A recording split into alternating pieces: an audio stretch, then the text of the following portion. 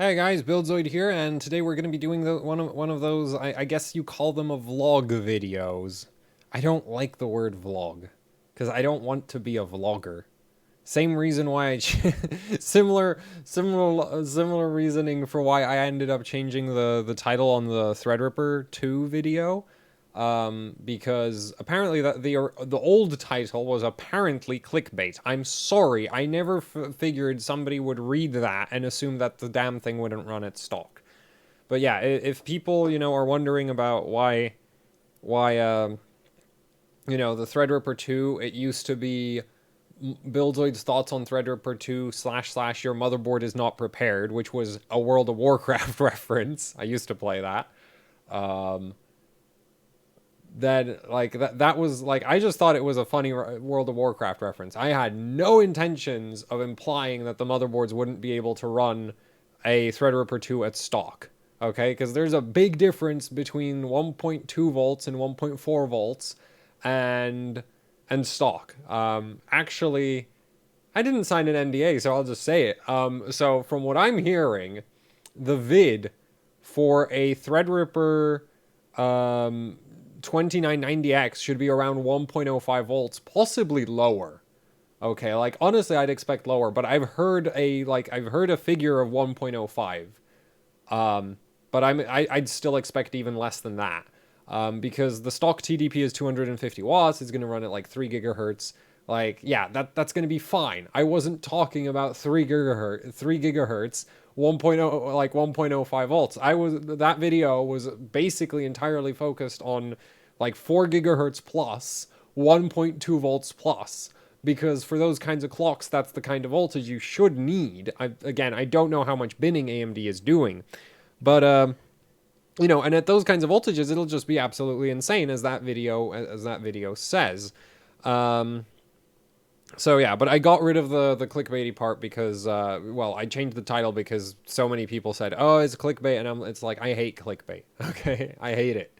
Honestly, if your videos are so bad that you need to resort to making clickbait titles to get people to watch them, you should reconsider what you're doing. Okay, it's just like same reason why it's like, I don't know. I have like this.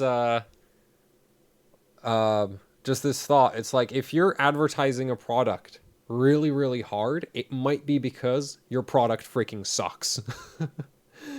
If people don't want to buy it, it might be because it sucks. So, yeah, anyway, so that aside, other things. 1080 Ti. I don't know if I've actually mentioned the condition of this thing for a while, but, I have posted pictures of it. So this thing works. It's fully operational. I've finally gotten around to running Firestrike on it. So yeah, it runs. It has no current limit because yeah, and that was a fun adventure doing that. Originally, I thought I would actually like record the process for that, but the NVIDIA crammed the current monitoring circuitry in like the most awkward position on the freaking card. So what ended up happening is, like, originally there's some resistors you need to remove, and then there's these capacitors which you can remove, but honestly normally it would be easier to not touch them. The problem was that with my incredible soldering not incredible soldering skills, I got the wires attached just fine, but then in, a lapse of judgment, I tugged on one of them quite hard, and that promptly ripped up the capacitor. After that one got ripped up, I already, like, it was a mess at that point, so I already had a bunch of other wires attached, and so it was like, okay, so we need to desolder all of this stuff so that I can desolder the capacitor that I just completely freaking wrecked. Well, it's not like I completely wrecked it, but basically what you end up with, if you, like, soldering onto the top side of the cap on a multi-layer ceramic, very easy. Soldering onto the side of a multi-layer ceramic, much, much harder. So basically I decided, you know what, I'm gonna just, like, remove that one completely so that I can just solder directly to its old mounting pads. In the process, I somehow managed to do enough damage to all the other ones that this card has none of those capacitors are there anymore, which is fine. They're literally just for noise, like they're just there for noise suppression, which this doesn't have because there's no current monitoring circuitry. This thing, in its current condition, basically thinks that it's running at 17% of TDP all the time, which is great. That's awesome. Like it never power throttles because the TDP, like it's only ever at 17%. So that works. It runs Firestrike. It doesn't seem to clock especially high. I don't know that I'm doing anything wrong. I mean, this is the second 10 series NVIDIA card that I've had in my hands. It does clock a lot better than my old 1070 did. This thing does... it tops out at 2037... well, so far I've got it up to 23,700 megahertz with the big air cooler and just one fan sitting like sort of just, you know, up against it. Not even properly attached. This thing has so much surface area, you really don't need to do much to make sure that it, like, a 1080 Ti is not a lot of work for it. So, yeah. So I still need to do the rest of the modding on this card, except I want to do that properly. And to do that properly, there's a few supplies I need to buy, so... yeah. Also, the other funny thing I've discovered is that this wire here, which is for the presence pin detection... yeah, I didn't need to bother with this. I forgot to plug this in once, and it booted fine. So, yeah, that's interesting because again, when I was researching on how to fix this thing, because basically the, you know, that part of the, like, I know it doesn't look like it because, do I actually have wait, no, that's turned off, right? Yeah, that's turned off.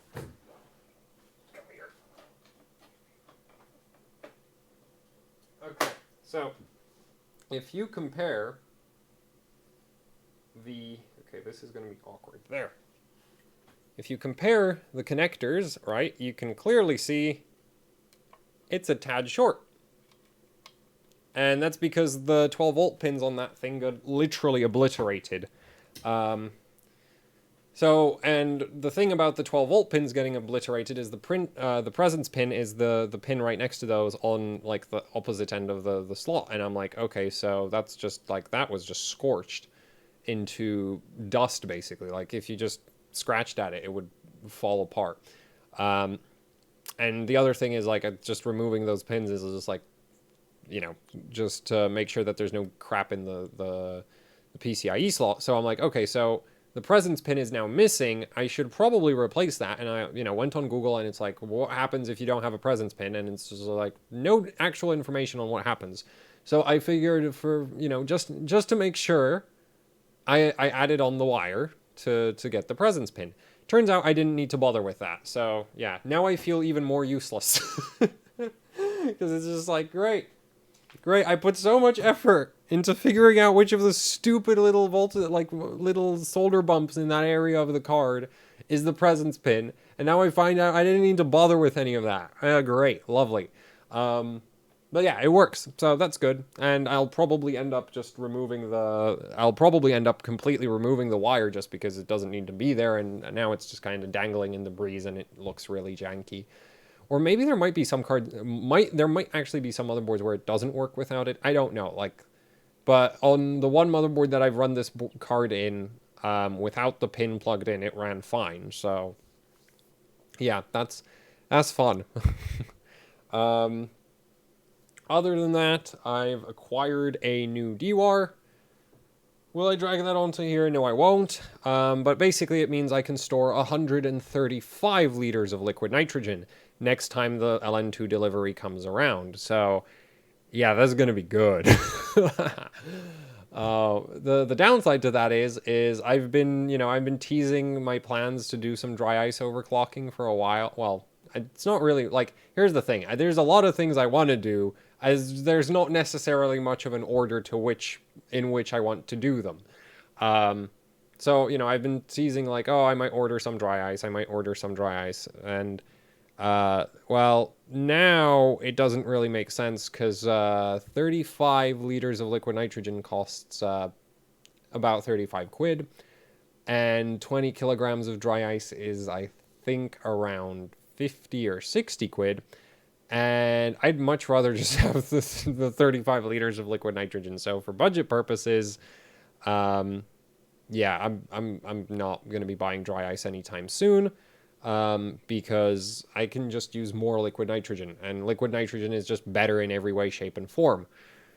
So yeah, that's fun. Other than that, I've been messing a bunch with, the 2400G. I've been doing a ton of memory overclocking testing on it. And actually, I'm doing, like, comprehensive overclocking on it because I got really, like, I did a live stream with that. Actually, I did 2 live streams because the first one fell over because Twitch's European servers went down, which is just great. Which was just great. So when the EU servers went down, it's like, so, that live stream got cut short. So I did a second one the next day, and that one went pretty far. I think I was barely missing 5,000 points GPU score on Firestrike, which is just like the stock score for one of these is like 3,500. So that's like a massive performance increase, right? Yeah, and I was just barely so close, and I'm still gonna do 5,000. Like I'm hell bent on doing 5,000. That's why I'm actually doing so much testing. So it's just like I can figure out the exact perfect way in which it scales. Because once you have a scale idea of how it scales, you can really dial it in. And I really want my 5,000 graphics score.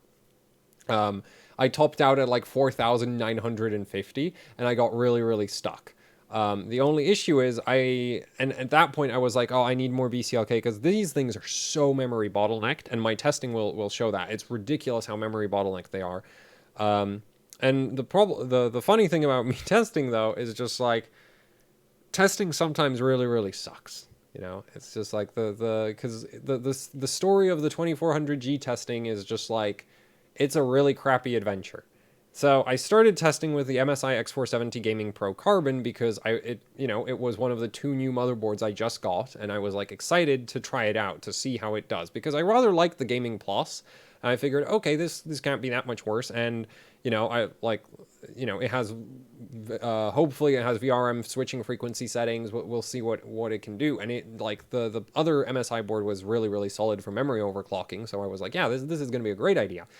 Memory overclocking works great. What doesn't work great is iGPU overclocking, as in it doesn't work at all. On the first BIOS, like the factory BIOS that the Carbon came with, if you change the GPU core clock the moment you started up a 3D workload, it would crash.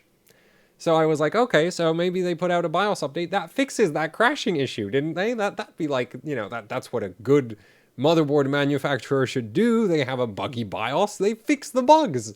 So I downloaded the latest version of the BIOS. They fixed it. It's no longer possible to get it to crash in Firestrike. I'm not saying it's possible to overclock it, though, because it still isn't. Basically, what they did is that setting for GPU core clock that they had, which if you set it to literally anything, it would just cause it to immediately crash under load. Yeah, they removed it. It's just not there, which is just like, well, that definitely solves the crashing issue. I mean, if you can't change the GPU core clock, you can't crash the system if it's the GPU core clock that's causing the crashing.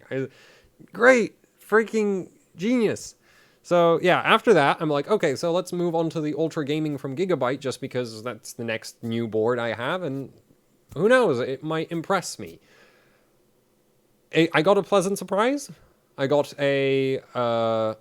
exactly what I expected in terms of voltage control, because I already dealt with one other like I have the X370 Gaming K5 running my daily system. And for anyone wondering, that's not really an endorsement, because things that go into my daily system are things that I've deemed good enough to not like burn my house down, but not good enough to use when overclocking, because, so it's like made up of it's like the worst kit of DDR4 memory I have in my daily system. My worst Ryzen 7 1700 in my daily system. The RX 580 Red Devil in my daily system. You get the idea. Though the Red Devil was actually like, I specifically decided, okay, I'm going to buy it and I'm going to stick it in my daily system. When I found out it's also kind of garbage at overclocking, I was like, well, at least it's going into my daily system and it's not a benching card. Because if it was a benching card, yeah, this wouldn't be good. But yeah, so, with so the voltage was just like, that wasn't surprising. But the pleasant surprise was this thing had BCLK overclocking. That's right, it has a clock gen. So I'm like, ooh, awesome, this is going to be fun.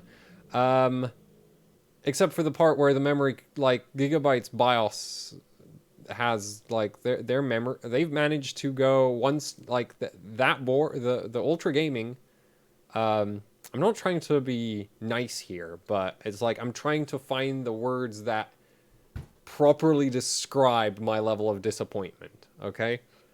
Basically, the motherboard has a hell of a time going over 3200 megahertz, which is kind of in line with what they had on X3. Well, no, on X370, the K5, it definitely, like, you ran into some issues doing like 3400. I don't think 3466 worked. I don't think anything above 3466 worked either. But you could clock the board into like 3450 and you could do it with like pretty solid memory timing as well. With the X470 Ultra Gaming, 3200 megahertz is pretty much the limit for that 2400G. The downside to that is that I know for a fact that CPU does 3600 megahertz memory clock, at least for benchmarking. Not validated for stability, but it boots and it finishes benchmarks, which the Gigabyte board straight up can't do. So it's just like, well, the memory overclocking freaking sucks, doesn't it? There's no gear down mode setting either, which is just like the BCLK is legitimately really nice. Like, I really appreciate that this is probably the cheapest motherboard that has a BCL, like a clock gen on it. But and that might mean it might actually, like, if you wanted to fiddle around with messing with overclocking on a 2600X or maybe like a 2600, it could really be pretty solid for that, because you could change the BCLK and it would work great. But for the APU, it's bloody useless, because the APU is massively memory bottlenecked, and guess what you can't do on that board? Clock the memory very high. So I'm going back to the Asus what is it? X470 Prime Pro? Yes, the X470 Prime Pro. And the reason why I'm disappointed with that board is there's no BCLK on it. So it's just like, oh, and there's no troubleshooting features either. But mostly it's just like there's no BCLK. So it's like, if you wanted an extreme overclocking motherboard for the APUs right now, and some people might be like, what? Extreme overclocking the APUs? Of course, extreme overclocking the APUs. Like, the reason why I like extreme overclocking so much is it isn't so hard. Like, yes, you can, build systems that cost several $1,000s and use an 18 core from Intel and one Titan V or 4 1080 Ti's, and then you can smash all the world records. But you can also do extreme overclocking on pretty much any, like, you can take pretty much anything and you can extreme overclock it, like anything, which, for comparison's sake, any car can be a rally car. You just need to be a good enough driver. So, yeah. So if I wanted to, so now I'm kind of like, I should really probably pick up an X470-F, the Strix board, because that's as far as I'm aware, that should have a clock gen. I need to check that. But if it doesn't have a clock gen, then I'm incredibly disappointed. But it upgrades the VRM from what the X470 Prime Pro has.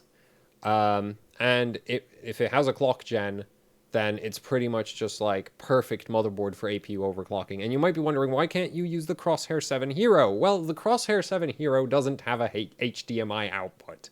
It also doesn't exactly have the strongest iGPU VRM either. It only has, like, it's a two-phase using International Rectifier 3555s, but the Strix-F board uses 4 3555s, and we all know 4 is better than 2.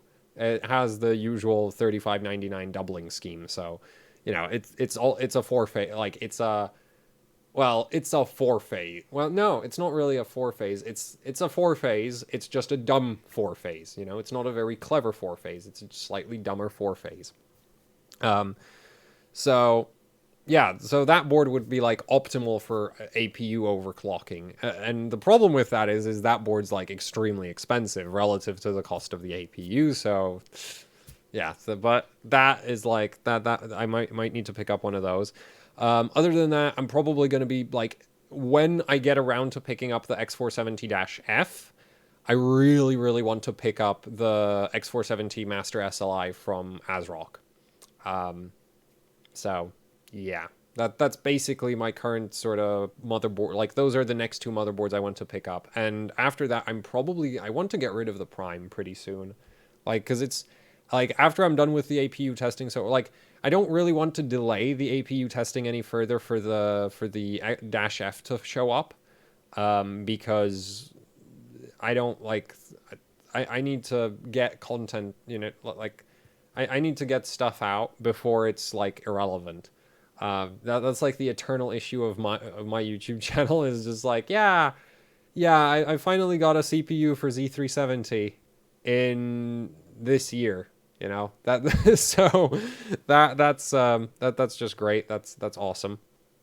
But yeah, so those are the next two motherboards I plan to pick up: the Dash F and the Master SLI. Though I think before I pick those motherboards up, I'm going to be picking up a new multimeter. Um, I found one I really, really like. Like, it has basically everything. And we will see if I have made a good purchasing decision when I actually get it. But basically, I'm considering picking up a Keysight U1272A. And the reason for that is that, like, it had EEV blog did a review of it. And it does have some weird like issues. Definitely, like for example, he pointed out that the uh, continuity tester, what I like to call beep mode. So beep mode. Well, beep mode isn't particularly fast. It also flashes the screen at the same time as it beeps, and the screen flash is way more reliable than the beeping. So I can live with that. I don't really need that much that part of it that much. It's usually like the nice thing about that is you can like drag across if you have a voltage controller and you're trying to figure out which pin is hooked up to what SMD component where, you can literally just stab the SMD component and drag the other probe across the pins of the controller, and if the continuity tester is fast enough, it'll beep at you. So you'll know when you've hit, when you slid across the correct pin, and then you can sort of, work your way back to that pin, which is a lot faster than trying to manually count which pin you're actually trying to look for, or trying to, eyeball the trace on the black PCB. So, that's a bit slow. It also has an issue with current the current monitoring has an issue if you have high frequency AC signals near it. It starts giving, messed up readings, which there's a good video on EEV blog about that as well. But I don't care about any of that because all I really want is milliohm resistance range, which it has, which is like, I'm really excited for that because milliohm resistance range is like, when you're working on like graphics cards, especially the modern ones, you measure from V-core to ground, and on a lot of them, like this thing has a V-core to ground resistance of like 80 milliohms. If you stab this with most multimeters, it'll tell you there's a short circuit, which is just wrong because there is you don't know until you won't know until you actually try to power it on, and it either doesn't or does. So yeah, that's why I'm really excited to get something with milliohm mode. The other thing is we might be able to check shunts with it. Might be because it's technically like the milliohms range, like it's a two, it's not a 4 probe meter, it's just 2. So if you actually try to do milliohms with that, it might be a bit, sketchy. If you're trying to do like single digit values, like a 5 milliohm shunt or a 3 milliohm shunt, it might get a bit sketchy. So yeah, but other than that, it also has a ridiculously fast update rate, great, nice voltage range. I'm not that concerned about having a ridiculous, because it's 4.5 digits, and I don't really care that much. I don't need that much voltage range on it, like that much voltage accuracy on it, but it has it, and it's like, well, there's never a situation where you could wish you had less accuracy, so, that's neat. And the other thing is it has temperature on it, which is just like, it's a fluff feature because honestly it's better, like eventually I want to pick up a proper like 4 probe, thermometer or something, but it never hurts to have more thermometers as far as I'm concerned. So yeah, there, you know, it just seems like a nice little feature to have. So that's what I'm looking at picking up, and it's kind of expensive. So it's probably going to delay the purchase of the other motherboards by quite a bit because, yeah, I want to be able to, like, it's just going to be so much, like, I want it. I really, really want it. Like, this thing, where is it? This thing has been so unreliable. It has issues, okay? And it's unreliable. Basically, like, one fun issue it has is sometimes, let's see if it did it. Okay, nope. Now it's not going to do it. But sometimes when you put this into voltage range, it'll read like a completely ridiculous voltage value, which is just like, oh, that's great, that's awesome, that's exactly what I need when I turn it on. I need it to read voltage wrong until I turn it on and off again, and then on and off again. So for some reason, like, it sometimes takes a few restarts before it starts measuring voltage properly. What else is there? Like, the other thing that is this thing is pretty slow, so sometimes it gets like, it gets messed up by that. And yeah, and the thing is, like, the main reason why I picked this up is not actually its voltage and resistance capabilities, which incidentally, the resistance mode on this thing sucks. It is so, like, really badly. It's mostly because it has DC current and it's really cheap. Like, this thing is not like expensive or high quality or anything like that. It's just like I needed a way to get I wanted a way to get current measurements, and this is the cheapest way to do it. And the downside to being the cheapest way to do it is it also does this. You can see how the current changes depending on what angle you hold it at, which is just bloody awesome. But luckily, this is getting replaced by much better testing equipment. Testing equipment so good that it's made by yours truly, which basically tells you everything you need to know. No, it's really basic, okay? It's literally just right now it's 3 milliohm shunt resistors built into various extension cables. So I have a PCIe slot riser where I have a where I've disconnected the 12 volt lines, and then from the PCIe slot, I've disconnected the PCIe slot side, and I hooked it into a 6-pin through a 3 milliohm shunt. And basically, any 12 volt power going into that, you can measure it across that 3 milliohm shunt, which is really, really neat. For the measurement, I'm using Texas Instruments INA 219s, which are basically single channel versions of the INA 3221s. The 219s are also faster than the 3221s, which, may or may not prove to be useful because I'm experimenting with, because after I realized how freaking quick these things are, I was like, wait a minute, I can probably trigger the oscilloscope off of these to do LLC like load line to do transient response testing for motherboards, because that is something that's been really, really hard. And I've been messing around with it on the oscilloscope for a bit ever since I got the Corsair 400C case that I use for thermal testing. I also really like that, I can set the case up, sit the scope on top of the case, and then stab the back of the motherboard, like right behind the CPU socket, and actually get a really, really good voltage measurement doing that. Like, that's basically the best way you can do it without, like, going really overboard with some kind of, basically the alternative would be to, like, solder coaxial cable directly onto the motherboard, which I really don't want to do. So, that's a really convenient way to do things. And ever since I've been able to do that, I was, like, trying to figure out how to capture, like, transient response, and I've consistently managed to catch the voltage dip you get at the start of a workload. That is really easy to capture, but afterwards, actually catching the voltage spike coming out of load. So when you go from, like, full load at 100 amps to 10 idle, catching that transition really hard, because I've been having some noise issues, and I'm like, more than, like, I could probably spend more time trying to solve the noise issues, but personally I think it's just better if I have a measurement, capture method which doesn't get screwed over by random environmental noise that I don't know where it's coming from right now. So, need to do some more testing on that. Hopefully I'll eliminate it, because it would just be nicer to not have a whole bunch of random crap just imposed onto the waveform. But more importantly, if I with the new power monitoring stuff, I can trigger, like, I should be able to trigger on like at least 1 millisecond. Like, it should respond on like 1 millisecond or 2 milliseconds. It should be pretty damn fast. So when it sees that transition going from like 200 watts full load Cinebench to, idle, it should be able to tell the, like, I should be able to just tell the oscilloscope through the trigger function of the oscilloscope, hey, start, record now.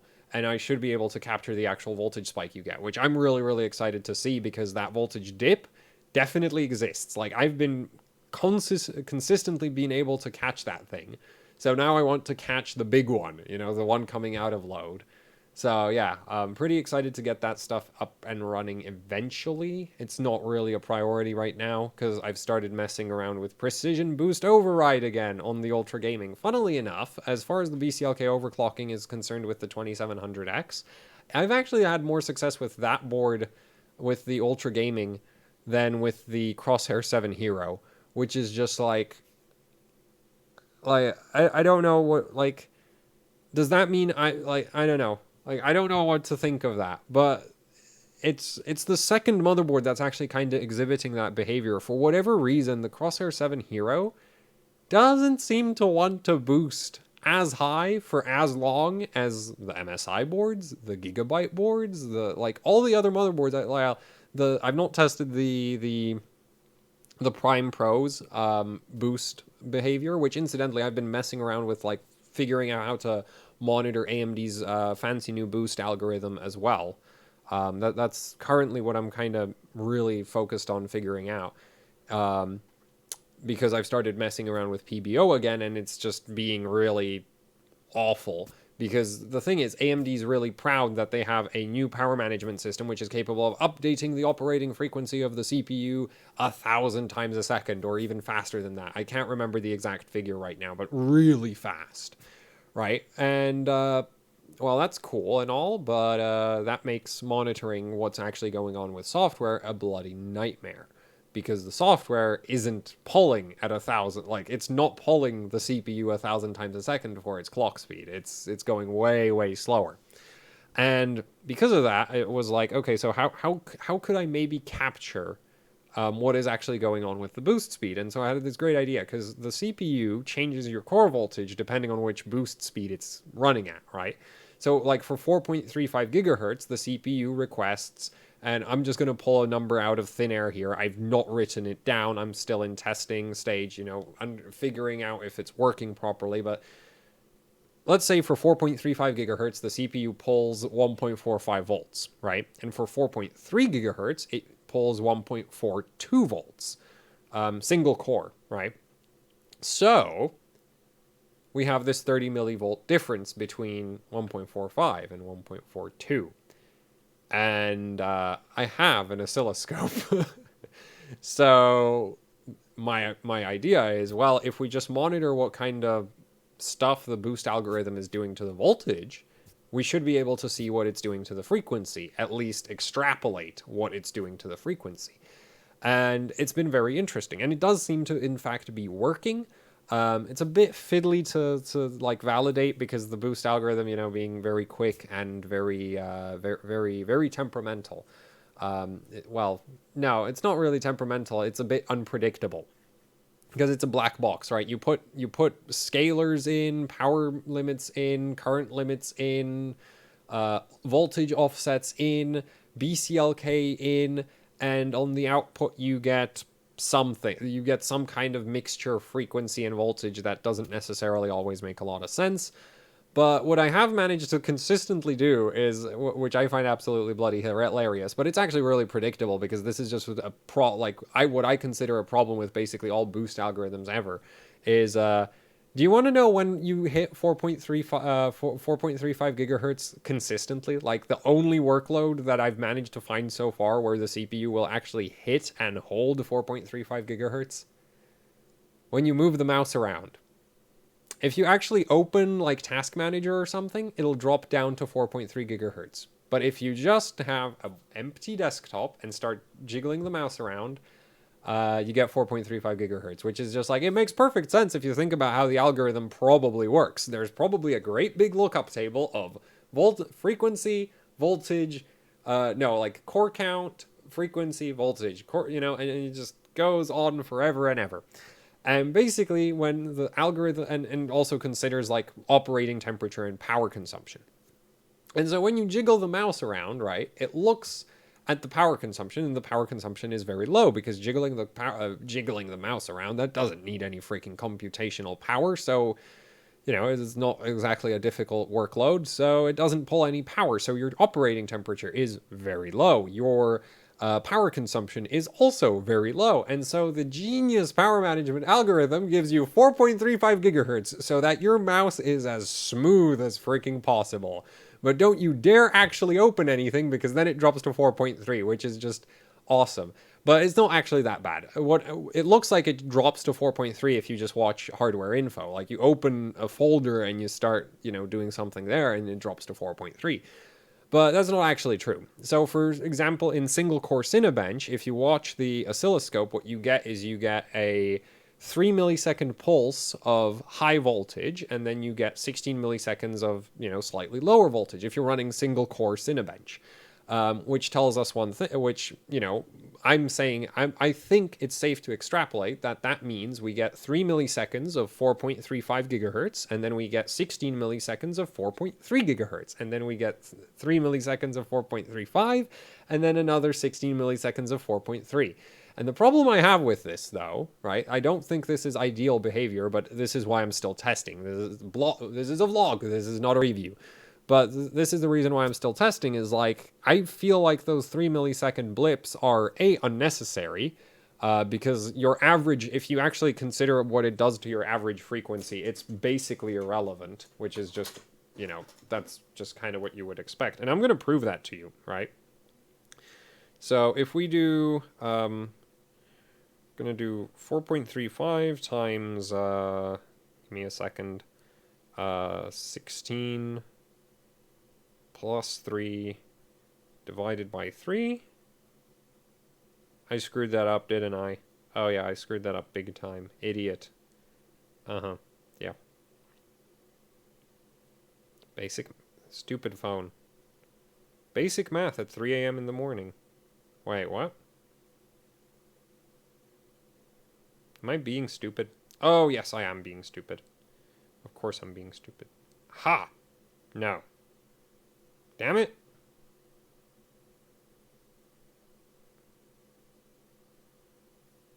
Oh, wait. Wait a minute.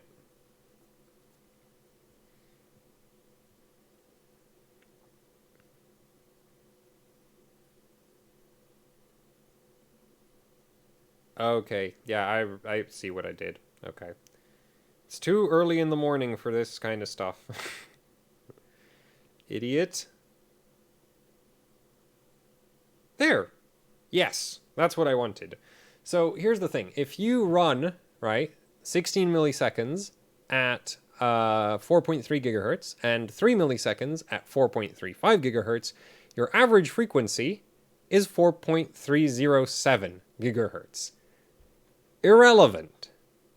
It's literally irrelevant. Like, you could straight up not, you know, like, you could throw those 3 millisecond bursts out the window. It would, you know, and when overclocking, that would actually make a massive benefit to stability, because the thing is, your peak frequency, like the difference between 4.4, you know, gigahertz, like when you start BCLK overclocking, the difference between 4.4 gigahertz and 4.45 gigahertz in terms of how much voltage they need is massive. Like, it's huge, because you're so far out you're so far, you know, off the deep end of the scaling, that the voltage jump for that 50 megahertz is massive.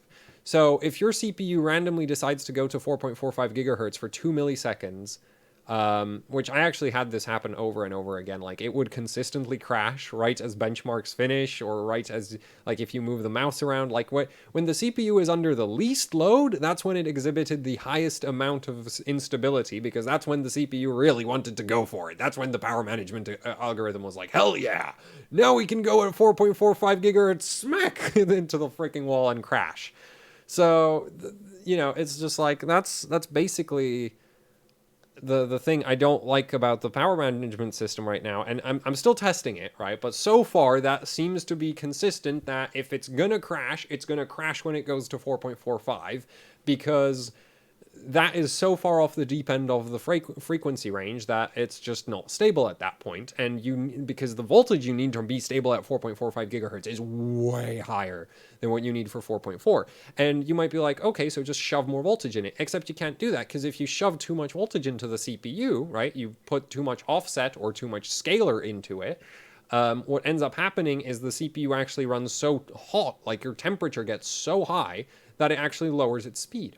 Like, it clocks lower. So it's like you can't really, like, basically, I don't like overclocking where there's some black box that I have to trust to not behave like an idiot, especially when I currently have a lot of evidence well, a lot of like lots of experience with it behaving like a complete idiot, you know, like the 3 millisecond blips of 4.45 gigahertz when running Cinebench, useless. You know, and at 4.45 when you have 102 BCLK or something like that. Normally it's 4.35, which still useless, but hey, when you start mixing in the BCLK, that starts screwing over your stability. So, you know, I'm really not a fan of these, you know, 3 millisecond blips of high frequency. I also don't see why I would want the CPU to boost to 4.45 gigahertz every time I move the mouse, because I started to actually want, like, at that point I was like, okay, so this is being exceptionally stupid. I wonder how much power it's wasting every time I move the mouse and it decides to go to 4. You know, full boost.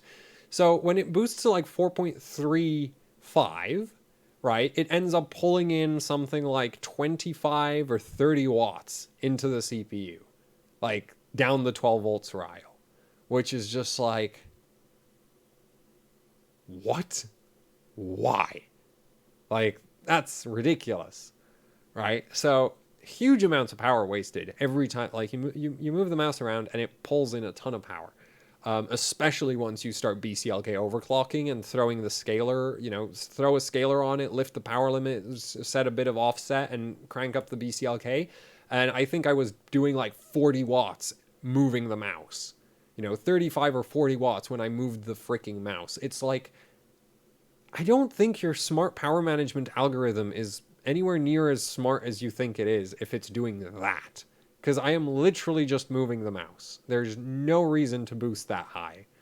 You know, it's like I would get it. Like, I assume the thought process behind that was like, oh, but if you actually click on something, then you'll be at full boost. Except you won't be, because the moment you actually do anything, it drops the ratio.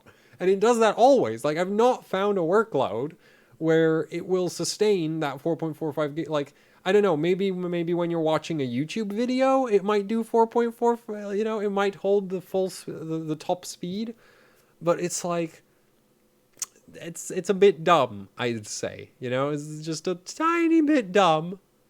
And yeah, and so far it's just, you know, I still need to test it more, but it's been making stability testing an absolute nightmare, because you can't, like, I can't tell you if it's stable at 4.45 gigahertz, because I can't get it to run 4.45 gigahertz for anything heavier than moving the mouse consistently.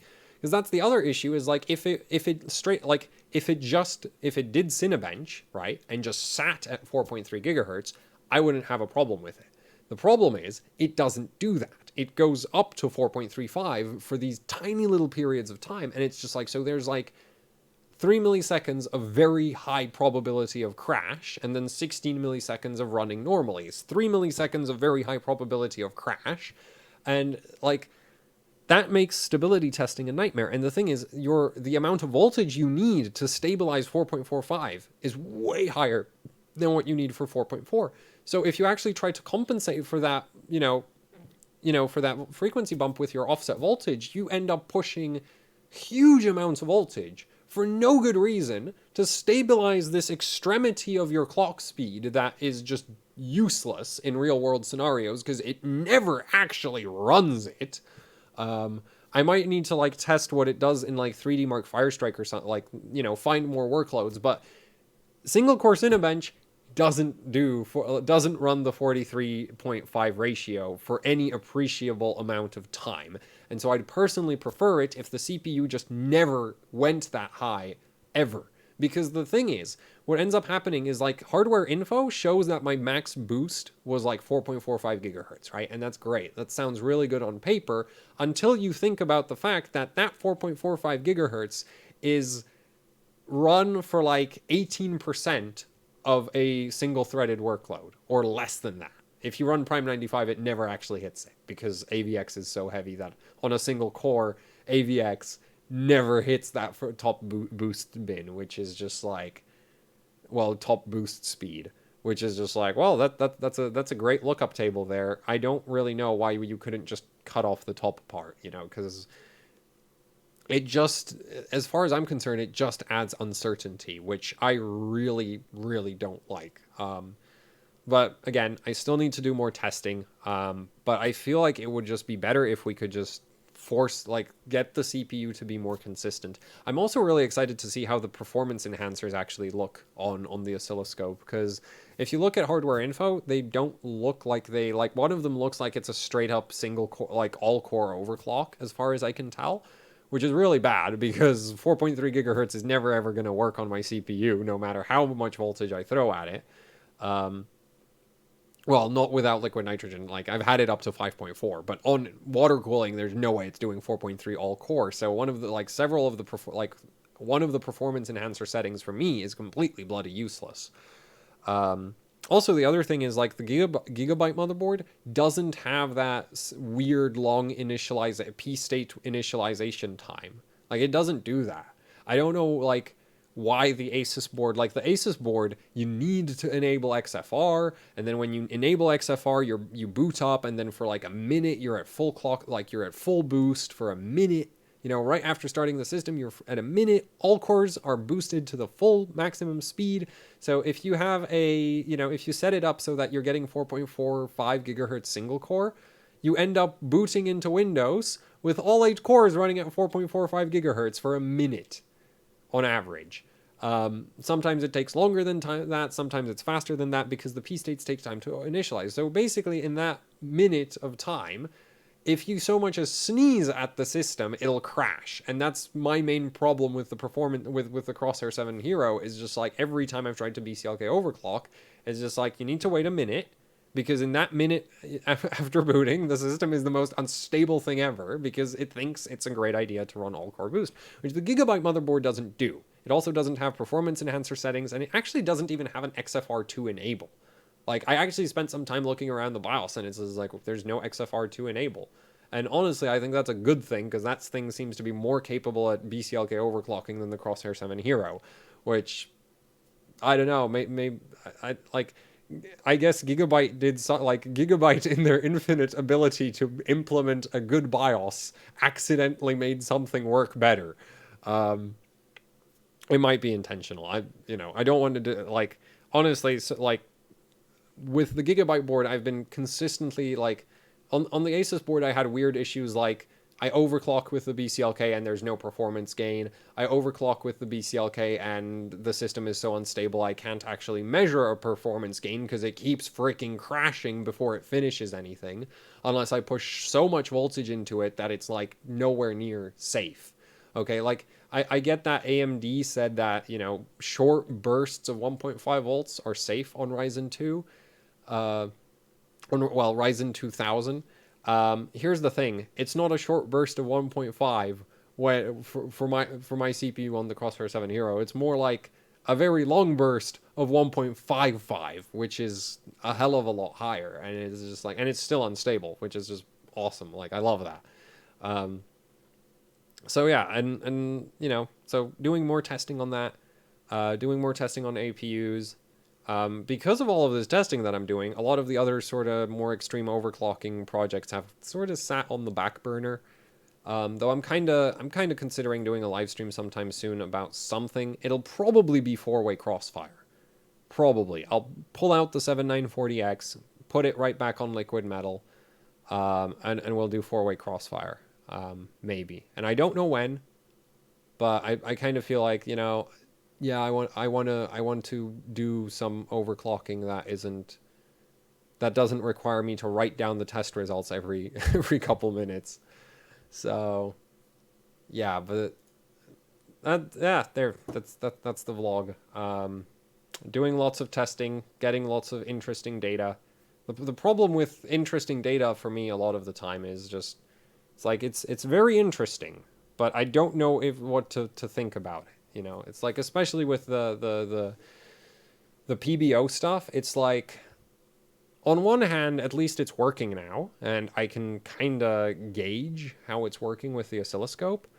But on the other hand, is like it really doesn't make much of a performance difference, which is like a lot of the time it's like with AHOC, it's just like I really wish like I don't know, it's like I don't have a good alternative reference point because the Asus enthusiast highlights for the Crosshair 7 Hero, that document, they go like, oh yeah, our CPU does single threaded Cinebench, 188 points. And here's the thing, I've gotten on the Gigabyte motherboard, I've gotten up to 184.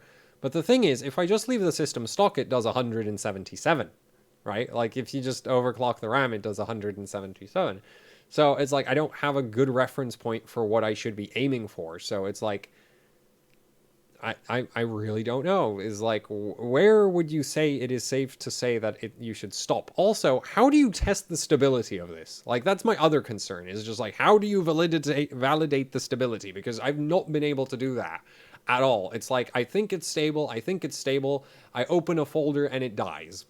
Or I think it's stable. I tried to open hardware and like open something and it dies because, you know, opening a file, that's not heavy enough to run, not too heavy to be idle, but not heavy enough to not go into the top boost bin and crash. So yeah, it's just very fiddly right now. And you know, I don't have anyone to refer to for this stuff. And it's just like, that's really annoying because if it was like, oh yeah, there's this performance target, and then like there's no references. And so far from all of my testing, it's like even when it works for me and even when it works for Asus, I'd say the gains are marginal, which is what I said last time I was messing with this stuff. Was the gains are extremely marginal. It requires a ridiculous amount of effort, and the sun's coming up. That's great. Um, takes a ridiculous amount of effort. The performance gains are very marginal, and the stability, well, that's part of the ridiculous amount of effort. And on the Crosshair 7, the ridiculous amount of effort is multiplied by the weirdness of that motherboard. And actually, I think now that I've tested the Ultra Gaming, I think I'm going to go back to the Crosshair 7 and try treat it like the Ultra Gaming, because this board, like, it doesn't have some of the settings that the Crosshair 7 has, and it works, and in my experience, much less obnoxious. So now I'm really kind of interested in maybe testing a Gaming 7 from Gigabyte, because the Ultra Gaming, it seems to be, like, straight up less good. Like, for all-core overclocking, just static, it seems to be straight up worse. So I think this board is at that level of, yeah, the voltage regulation is so, like, the VRM is both so, it's so low phase count and so low switching frequency that it's actually affecting CPU, like, overclocking stability to the point where I can actually measure that happening. But again, more testing needed. But like on all the other motherboards, I've been able to run 4.15 gigahertz through Prime 95 almost indefinitely. At least, you know, multiple, like half an hour easy. I've not managed to do that with that board yet, but I don't know, might be some other settings screwing it over. It's just that's the other thing is like I'm not particularly methodical about my testing, because it's like first I want to get a feel for something, so I try to test a lot of things at the same time to, you know, catch weird quirks and stuff. And then once you start noticing issues, you know, you start investigating them, which is how I found the whole on the Fury X's with the whole you crank up the voltage and the performance goes down. I found it basically by just benchmarking and being like, why does my performance not improve even though I keep cranking up the clock speed? And then I'm like, okay, so let's just try not change the clock speed and just change the voltage and see what happens. And I'm like, oh, okay, well, now that makes a hell of a lot more sense. And so with Ryzen, I've not yet gotten to the point where it's like one thing I can pinpoint. So yeah, and this video is getting ridiculously long. But yeah, doing lots of interesting testing. I'm actually really sad that a lot of my other projects are on like a back burner. Like the Vega 56 has been sitting in its drawer for ages and ages and ages, and there's stuff I want to do with that. There's the 780 Ti's that are sitting for ages and ages and ages. There's the GTX 480 that's sitting. There's the other GTX 480 with the e-power that needs to come off. That's sitting. There's a 290X there's actually two 290Xs in here that one of them is, they both have issues. One of them doesn't boot. The other one may or may not have driver stability issues. I need to check it again.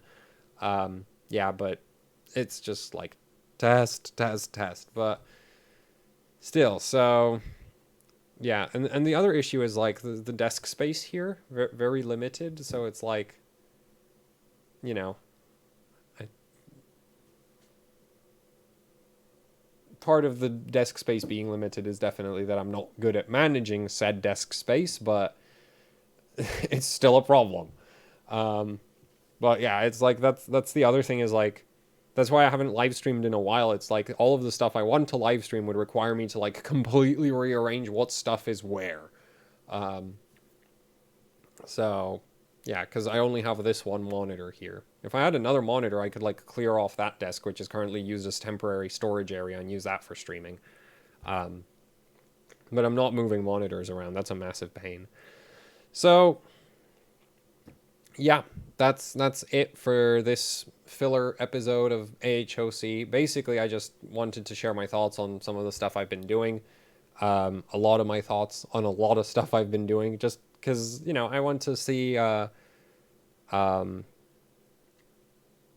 don't know. I've just not done a sort of channel update video in a while, and I just feel like doing one, and getting this all out of the way in one big go is, in my opinion, more efficient, even if more people don't watch it, because it's just more efficient. I get it out there, I get it out of my system, and I can go right back to testing again, you know, and potentially take into account comments from whoever did actually watch this entire monstrosity of a video, because the alternative is that I make 10 little videos, which are going to be really, like, I mean, this one's really incoherent, but let's end it here, okay? We don't need to go for forever, but yeah, I've just lot of things on my mind, lot of things on my mind, lots of stuff to test, lots of stuff getting tested. It'd be so nice if, you know, I got sampled before stuff launched, so I wouldn't have to test APUs, CPUs, and Z370 all at the same time. Wouldn't that be amazing? I know. At this rate, I'm not going to be finished with this stuff before Threadripper 2 launches, so it'll just be another pile of stuff to test. But, you know, it's not like I don't enjoy testing. It's just, like, I enjoy testing up until the point it stops working. You know, that's when it's just like, when the data stops doing what you want it to do, that's when I get most disappointed, because it's just like, oh, that means I need to do more work. Now, potentially at the end of more work, I end up with some data that is actually really cool or really useful, or, you know, just more interesting. But when like the time investment freaking sucks. Like, that's for sure. You know, it's just like, I'd like to just 1-2 skip a few my way to the data results. Thank you very much. But hey, if the results were already up there, I wouldn't be running this YouTube channel, would I? So yeah, lots of tests. So anyway, let's end it here, because honestly, I could go on forever and ever and ever. If there's anything like, well, basically, if people are just happy with me continuing to test the CPU and the APU, and I think I might do a BIOS overview relatively soon for the Gigabyte motherboard. Here's the problem. It's like, when I do the BIOS overviews in the, like, actually, yes, this is definitely something I want to address. I want feedback on this, and it's really dumb that I've put it at the end of the video, but I don't like, I need to test. I can't edit.